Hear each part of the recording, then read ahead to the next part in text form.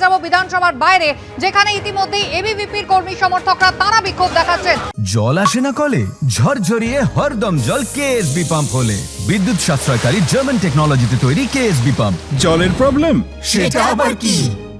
সমর্থকদের পুলিশ ভ্যানে তোলা হচ্ছে, দেখতে পাচ্ছেন প্রচুর পুলিশ কর্মী তারা মোতায়েন রয়েছেন। মহিলা পুলিশ কর্মীরা তারাও কিন্তু রয়েছেন। একে একে বিক্ষোভকারীদের পুলিশ ভ্যানে ওঠানো হচ্ছে। বিধানসভা চত্বরের বাইরে একেবারে তুমুল হই হট্টগোল, যেখানে ইতিমধ্যেই এবিভিপি কর্মী সমর্থকরা তারা পতাকা হাতে নিয়ে পোস্টার হাতে নিয়ে পৌঁছে গিয়েছেন।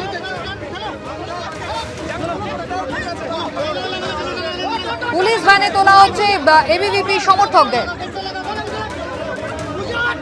মহিলা পুলিশ কর্মী তারা উপস্থিত রয়েছেন এই মুহূর্তে বিধানসভার বাইরে, একেবারে তুলকালাম পরিস্থিতি।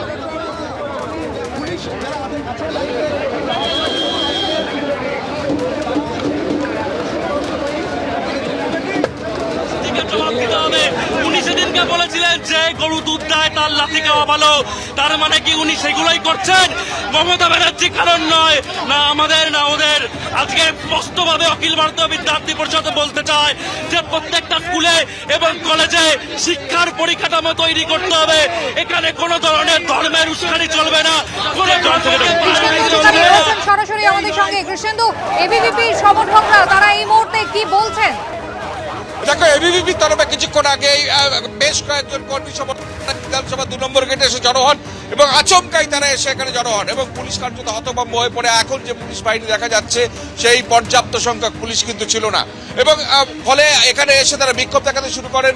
মমতা বন্দ্যোপাধ্যায়ের বক্তব্য, মমতা বন্দ্যোপাধ্যায়ের কালকের বক্তব্য নিয়ে তারা প্রতিবাদ জানান এবং তারা পোস্টারে তারা স্লোগান তোলেন যে পশ্চিমবঙ্গকে বাংলাদেশ হতে দেবেন না।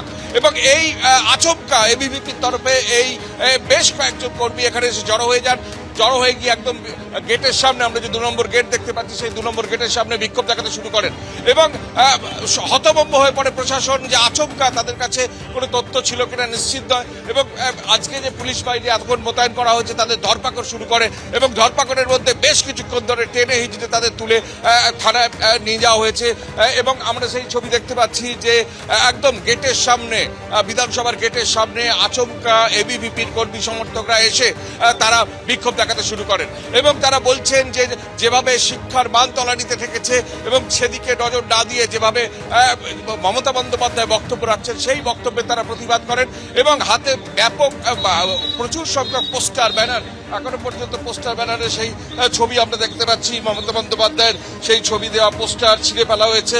সেই পোস্টার ব্যানার নিয়ে তারা এখানে আচমকা বিক্ষোভ দেখাতে শুরু করেন এবং সেই বিক্ষোভ বেশ কিছুক্ষণ ধরে চলে। পুলিশ এসে তারপর তাদের ধরপাকড় শুরু করে এবং ধরপাকড় শুরু হওয়ার পর আপাতত পুলিশ তাদের আটক করে নিয়ে গেছে।